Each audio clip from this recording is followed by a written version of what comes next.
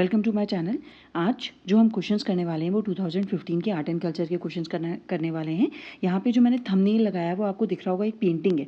वो पेंटिंग कलमकारी कहलाती है और उसी पे एक क्वेश्चन भी आया हुआ है। तो अपन ये देखते हैं कि ये पेंटिंग कहाँ से ओरिजिनेट होती है और इससे क्या क्वेश्चन पूछा गया है। तो चलो शुरू करते हैं। सबसे पहला क्वेश्चन देखो, कलमकारी पेंटिंग रेफर्स टू, किस चीज़ को रेफर करती है। तो पेंटिंग आपने पहले अभी थंबनेल के अंदर देख ली थी। अब देखो ये क्या चीज़ होती है। Kalamkari is a type of hand painted or block printed cotton textile produced in the Iran and Indian state of Andhra Pradesh, यानी इंडिया के अंदर कहाँ बनाई जाती है, आंध्र प्रदेश में। यहाँ पे सिर्फ नेचुरल डाइस का यूज़ करा जाता है। इसमें 23 स्टेप्स होती हैं।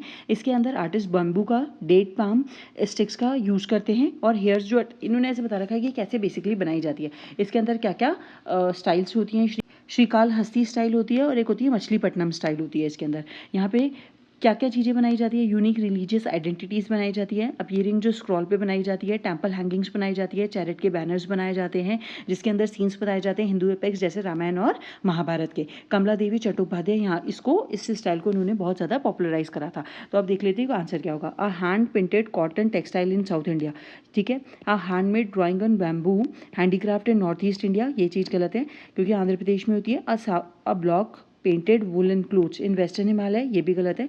और hand painted decorative silk cloth in north western India, ये भी गलत है।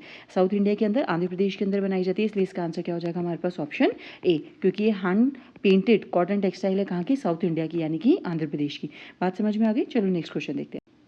देखो नेक्स्ट क्वेश्चन हमारे पास क्या है, विच of the following pair is correctly match, इनमें से कौन सा करेक्टली मैच है।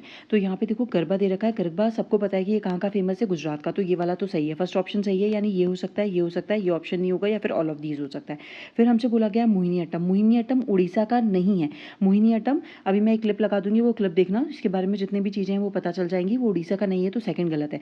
सेकंड गलत है, या तो 1 होगा या फिर 1 और 3 होगा। और यक्षगना जो होता है वो कर्नाटका का ही है, ये एक थिएटर का फॉर्म होता है, ठीक है। तो ये चीज़ एकदम सही है। तो यहाँ पे क्या हो जाएगा 1 और 3, तो ऑप्शन हो जाएगा मेरे पास सी। अब ये एक वाली क्लिप देखो, तो इससे मोहिनी अट्टम थोड़ा सा डांस समझ में आएगा। जैसे मैंने थोड़े से आपको क्लिप्स वगैरह याद रहेंगी ना, तो इसके एलिमेंट्स वगैरह जो होते हैं वो याद रहेंगे। अभी मैं बताऊंगी कि इन क्वेश्चंस को अपनी बुक के अंदर कैसे लिखना है।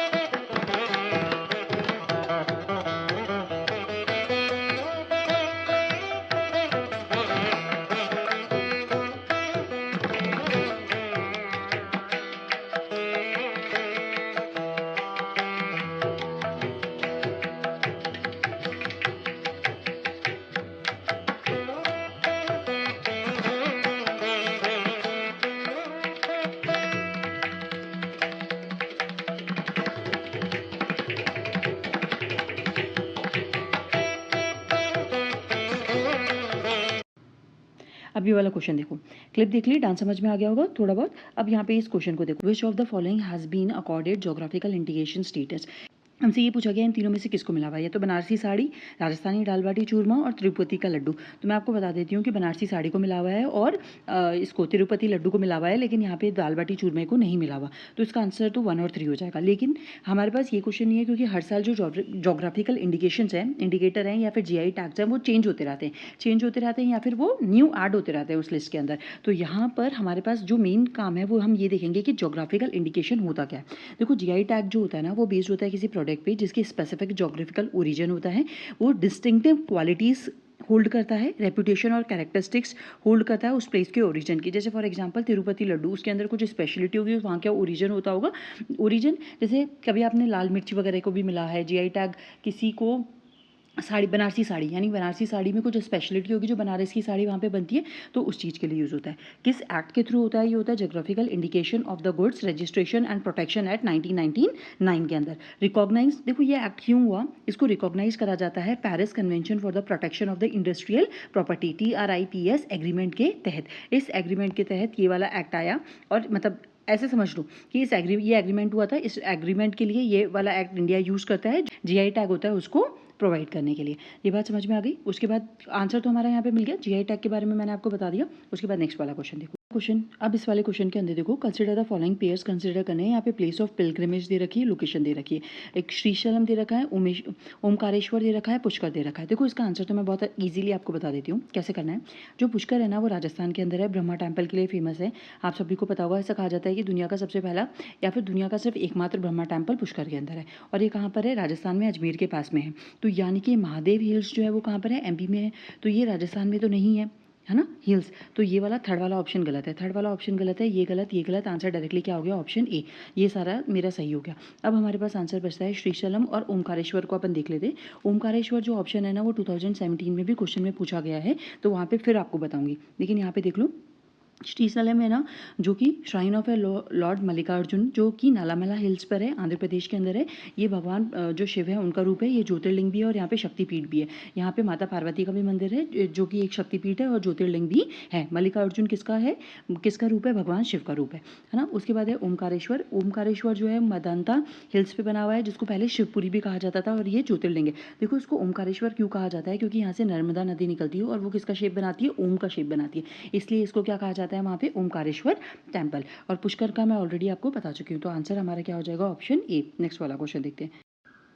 In a particular region in India, the local people train the roots of the living tree into the robust bridges across the stream. As the time passes, these bridges become stronger. These unique living root bridges are found in Meghalaya. Meghalaya के अंदर मिलते हैं। देखो ऐसे कुछ bridge होते हैं, यहाँ पे लोग जो होते हैं ना, इस पहाड़ी से नदी बह रही होती है, पानी बह रहा होता है, तो यहाँ से पास करने के लिए इस ब्रिज का यूज़ करते हैं। और ये किससे बने हुए होते हैं? जो प्लांट होते हैं ना, पेड़ होते हैं, उनकी रूट से बने हुए होते हैं, तो इनको कहा जाता है लिविंग रूट ब्रिज। ये कहाँ के हैं? मेघालय के। तो इसलिए इसका आंसर क्या हो जाएगा? ए। हिमाचल प्रदेश, झारखंड और ये तो स्टेट दे रखे हैं, इनके बारे में बताने जैसा कुछ भी नहीं है। अब यहाँ पे देखो हमसे क्या क्वेश्चन पूछा गया है, which one of the following was given classical language recently. Status किसको रिसेंटली दिया गया? अब देखो ये 2014 का क्वेश्चन है। 2014 में पूछा था कि इनमें से कौन सी क्लासिकल लैंग्वेज डिक्लेयर है गवर्नमेंट द्वारा, और इसमें पूछा है कि किसको रिसेंटली दिया गया है, और जिनका जो थीम है, टॉपिक क्या है, वो क्लासिकल लैंग्वेजेस ही हैं दोनों के अंदर। ठीक है, तो 2014 के बाद कब पूछा? 2015 के। सेम क्वेश्चन हमसे पूछ लिया गया है यहाँ पर। अब देखो ये चीज़ मैं आपको, जब मैंने आपको 2014 का क्वेश्चन कराया था, तब मैंने आपको बहुत डीप में ये चीज़ करा दी थी, लेकिन आपको रिसेंटली देखना है, तब मैंने पूरा बताया था कि किसको मिलता है, कौन देता है। फिर यहाँ पे तमिल मिली थी, तमिल को मिला था 2004 में, संस्कृत को 5 में, कन्नड़ को 8 में, तेलुगु को 8 में, मलयालम को 13 में, उड़िया को 14 के अंदर। अब देख लो ऑप्शन क्या है यहाँ पे, उड़िया। उड़िया सबसे लास्ट में है, तो इसका आंसर क्या हो जाएगा? ए। क्लासिकल लैंग्वेज 2014 वाला वीडियो देखना, जो मैंने PYQ सॉल्व करा था। अब एक ही बात को रिपीट करूँगी तो ये बहुत ज़्यादा लॉन्ग हो जाएगा, इसलिए मैं नहीं बता रही यहाँ पे। तो इसको कहाँ पे, इसमें लास्ट जो रिसेंटली उस टाइम पे मिला था, देखो 2015 का क्वेश्चन है, पेपर कर रहे हैं अपन, और ये कब मिला था? 2014 के अंदर मिला था। तो 2014 में भी क्वेश्चन आया और 2015 में भी आया है। बात समझ में आ रही है? जो करंट में रहेगा वो भी हमें प्रिपेयर करना है अच्छे से। अब देखो मैं आपको देखो मैंने आपको ना जो डांस की क्लिप्स बताई थी ना, उनको आपको कैसे प्रिपेयर करना है, मैंने आपको बताया था कि जब आप फाइन आर्ट्स की बुक लोगे और करंट अफेयर में जो भी चल रहा है वो लोगे, तो फाइन आर्ट्स की बुक में जितने भी क्वेश्चंस अगर आपने देखे होंगे तो मोस्टली करंट अफेयर से और फाइन आर्ट्स से कवर करेंगे। कुछ एंशिएंट और मॉडर्न से भी थे, मिडाइवल से भी थे, तो वो तो अपन हिस्ट्री के अंदर कवर कर लेते हैं। लेकिन आप क्या करोगे, एक पेज को प्लेन करोगे, क्योंकि छोटी सी बुक है, पतली सी बुक है, एक पेज को प्लेन प्रिंट करोगे और बाकी वाले में तो बुक का वो लिखा होगा। तो ये जो प्लेन पेजेस होंगे उन पे आप ऐसे लिख लोगे। देखो जैसे मैंने शॉर्ट में लिख रखा है, जैसे भरतनाट्यम के बारे में देखो मैंने कैसे लिखा, तमिलनाडु का देवदासी सिस्टम से, इसके बारे में इंपॉर्टेंट पॉइंट्स। फिर जैसे यहाँ पे देखो कथकली के बारे में लिखा था कि मुझे शेप याद करना था, तो मैंने लिखा केरला, और मैंने ऐसे डायग्राम बना लिया कि ऐसे उनके यहाँ पे मेकअप करा जाता है, ऐसे नोज के अराउंड कुछ लेयर्स लगाई जाती हैं, वो चीज़ होती है। कौन कौन होते हैं, किस इनका एलिमेंट कौन सा होता है, स्काई होता है। वैसे ही देखो जहाँ से मैंने कुचिपुड़ी, दारू, छोटे कपलेट्स होते हैं, वो चीज़ लिख ली थी। अर्थ का यहाँ पे एलिमेंट होता है। फिर मोहिनी अट्टम के अंदर साड़ी बॉर्डर वाली होती है, गजरा होता है, एयर इनका एलिमेंट डिफरेंट होता है। यहाँ पे मणिपुरी में क्या होता है, अगर आपने देखा होगा तो नीचे वो एक स्कर्ट पहनते हैं, ठीक है। तो वो चीज़ मैंने ऐसे डायग्राम में बना दी ताकि मुझे थोड़ा सा ध्यान रहे। कथक, सतरिया और ये सारे डांस पे जो क्वेश्चन पूछे गए हैं वो मैंने लिख लिए। कुछ क्वेश्चन ऐसे थे जैसे भांड पत्थर वगैरह हो गया, नाच हो गया, ये स्वांग हो गया, ये सब कहाँ पे थे, तो मैंने उनके बारे में लिख लिया। फिर उसके बाद मैंने आपको एक और क्वेश्चन बताया था कि रवींद्रनाथ टैगोर जो थे उनसे एक क्वेश्चन आया था जो मेंस के अंदर पूछा गया था। अब देखो ये पूछा गया था कि रवींद्रनाथ टैगोर और बंगाली स्कूल ऑफ पेंटिंग कैसे इन्फ्लुएंस होती है, कलकत्ता में ओरिजिनेट हुए, शांति निकेतन, ये सब चीज़ें। कैरेक्टरिस्टिक्स लिखी थी, जो कैरेक्टरिस्टिक्स उन्होंने बताई थी। नेचुरल ट्रेडी जो बेस्ड ऑन इंडियन ट्रेडिशन पे थे। इन्फ्लुएंस था अजंता पेंटिंग का, लीनियर डेलिकेसी थी, softness and rhymes and figures थे और वॉशिंग टेक्निक्स थी। तो आप ऐसे ही अपने नोट्स बनाओगे तो ये वाला जो आर्ट एंड कल्चर है ये आपका पूरा प्रिपेयर हो जाएगा आराम से। तो यहीं पे इस वीडियो को यहीं पे ख़त्म करती हूँ। फिर नेक्स्ट ईयर में मिलूंगी कुछ नए क्वेश्चंस के साथ। तब तक के लिए thank you and have a nice day. और आई होप ये सारी चीज़ें जो हैं आपको हेल्प कर पा रही होंगी आपके पेपर्स को अटेम्प्ट करने में या फिर आपको इस सब्जेक्ट को प्रिपेयर करने में।